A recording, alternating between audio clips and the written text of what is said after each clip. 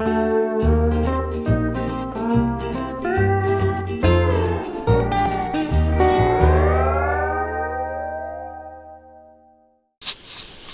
today I wanted to talk about the Kole Tang. It is also known as the yellow-eyed tang. It's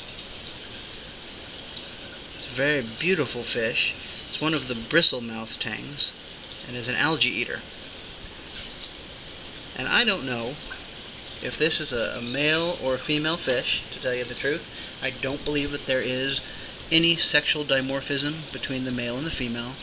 But I call all my tangs she, because they just look like girls to me, especially with the yellow around the eyes. Reminds me of Mimi from the Drew Carey Show. Interesting thing about a particular fish is when you first purchase it, it will be brown, and as they mature, they take on a more blue color. This one is just now starting to get a little of that blue color, but you can still see a lot of the brown. It's just a striking fish to me. It's subtle stripes and beautiful color. She's shy. I have not had this particular tang for all that long, but she has just kind of become the belle of the tank. Gets along well with every fish that I have, with one exception, and that is the orchid dottyback. I think perhaps the reason is that they share the same habitat. That the orchid dottyback is always in the caves that the Kole Tang wants to be. But it's gotten to the point where it's a regular rivalry. And whenever that dottyback comes out, that tang is right over there chasing her back in. At feeding time, I have to actually take special care to put some food where I know that the dottyback will come out and get the food.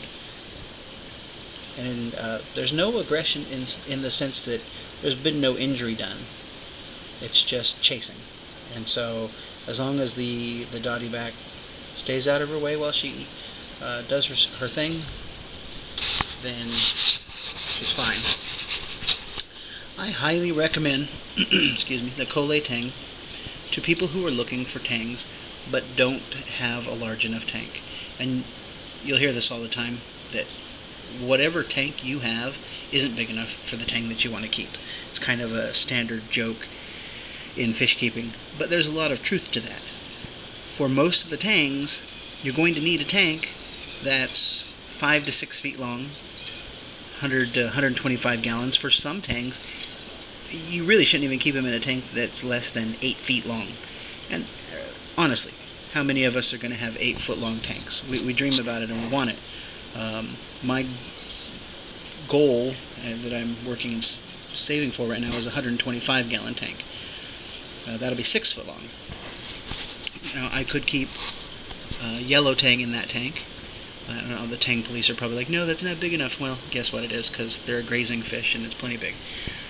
But for those of you who want a tang and are never going to get that big of a fish, the Kole Tang will be fine in a tank that's 4 feet long.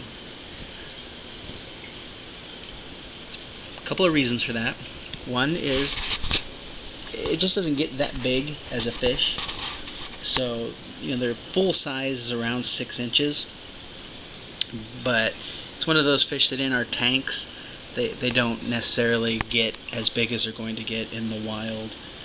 And then the other reason is, as a bristle-mouthed tang, it likes to graze on rocks and all that kind of stuff. So you guess it's going to pick on your glass, it's going to pick on your rocks, and grazing fish have a certain amount of food that they're trying to get. That's one of the reasons, going back to yellow tangs, people think they need such a big tank. They only swim great distances in the wild because they have to go from place to place to get the territory of the food they want. Well, in your tank, they don't need to do that, so they don't need this gigantic tank. Their behavior is modified and different in our tanks. As much as we try to emulate a natural reef environment, we don't do it 100%. So anyway, I just wanted to show you my Kole. It's a Hawaiian fish. They were actually considered a royal fish, and you could get the death penalty for having a Kole Tang. For them, it would be to eat it. because the king was the only one who was supposed to be able to eat that, kind of like Robin Hood and poaching the deer kind of thing, but with a fish. So we get to own this wonderful royal fish. I bought a new camera, so I don't know if you guys have noticed the annoying clicking and stuff isn't there, but the thing about this camera is that it can go underwater. So I'm going to stop talking and see if I can get a decent underwater shot of the Kole. Now she's going to run, but maybe she'll come back out for us. Let's see.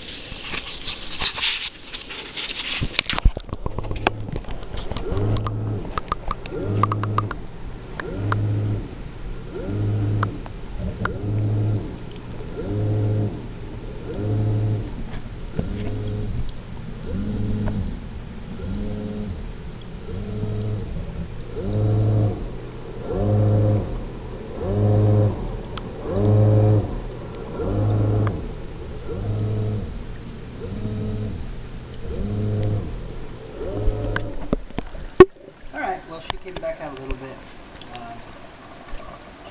I just think it's a beautiful fish. I think that I highly recommend them as far as tangs go. They are less aggressive than other tangs. They don't require as much room as other tangs.